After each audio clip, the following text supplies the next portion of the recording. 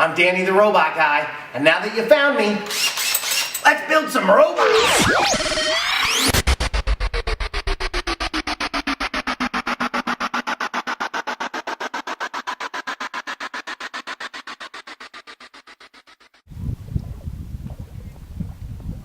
Can you see why I love it?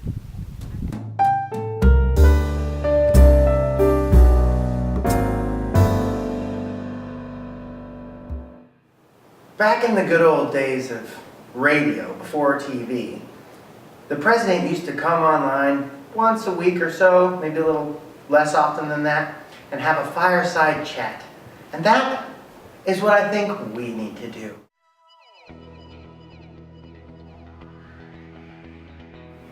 Welcome to Libby, Montana. This is our gallery. I'm only going to show you a little bit of it because I think that's a tour for a later show.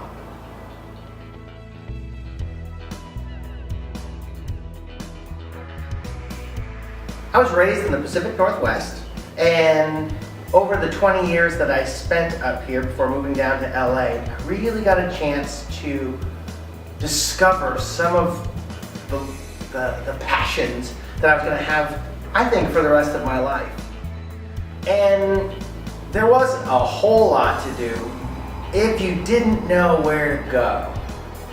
But I found, through school, theater, and fell in love with it.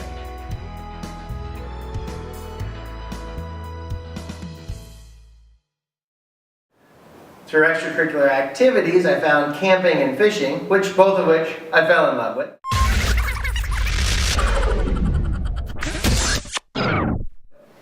And then, of course, like all kids, almost all kids that grow up in the middle of nowhere, you get really in-depth into mechanics when you have to build, or you decide to build, your first car.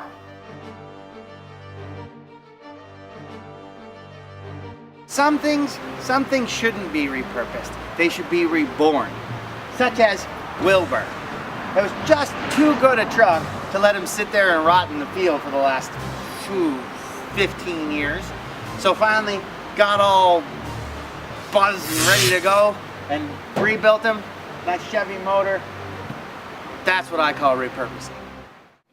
All of these passions have all kind of grown to basically turn me into the kind of eclectic kind of guy that I feel like I am.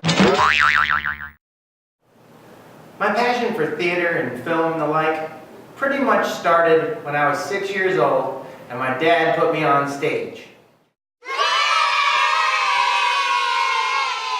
I was just there to look cute as the gal was giving her acceptance speech and proceeded to basically strip for the entire audience and then slowly put the clothes back on, so when she was done with her speech, I buttoned my last button, smiled and walked off stage. That was the beginning. However, the history of my family spans decades of working in and around the entertainment industry of some fashion or other. My great-grandpa King used to travel around playing in a band, and that's how he made his living. And then my grandma, she was a lounge singer and sang with all kinds of big names back in the day. And then of course there's my dad, which my dad, growing up in California, was an avid musician and still is.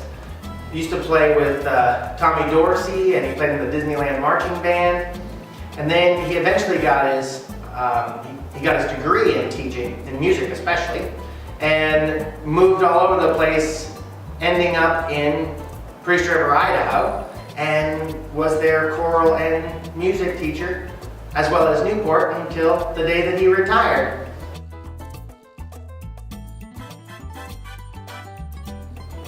That then moves on to me. I moved down to Los Angeles, going after that big dream in 2000, after I graduated from college. And with a degree in hand, that $30,000 piece of paper that nobody ever wants to look at. Went down to LA and made a go of it. Started out as a stage manager. Eventually met some really cool people that were working on some MTV projects. Got a chance to do some lighting. Ended up in the art department. And then here we are 15 years from then, 14, 15 years later. And I've art directed and production designed a fair amount of projects with some pretty big names. Werner Herzog was one of them. You can see my show, My Son, which was pretty cool. What do you think, Tom? I think we should never go back to work. So enough about me. Let's build some robots. Went to the flea market the other day, found a couple of cool things. Got an old Keystone 8mm Capri and a Keystone 8mm Olympic. And two of these Rayovac old school lanterns from, I'm not sure when. Definitely at the earliest, the 60s, but probably late 50s. I'm thinking about twins.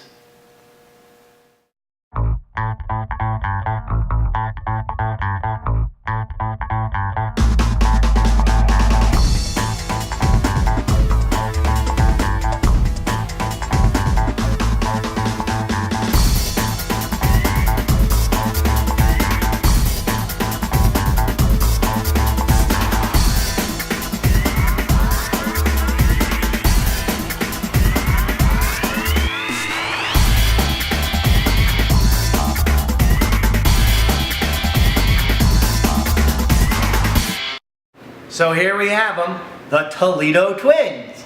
We've got Richard and we've got Mario. And when we started, we had a couple of cameras and just a bunch of random little bits and bobs. And it was all about putting them together to make them look awesome.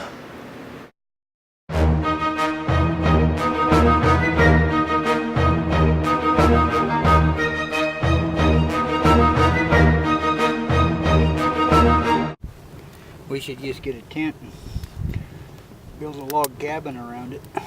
Stay here.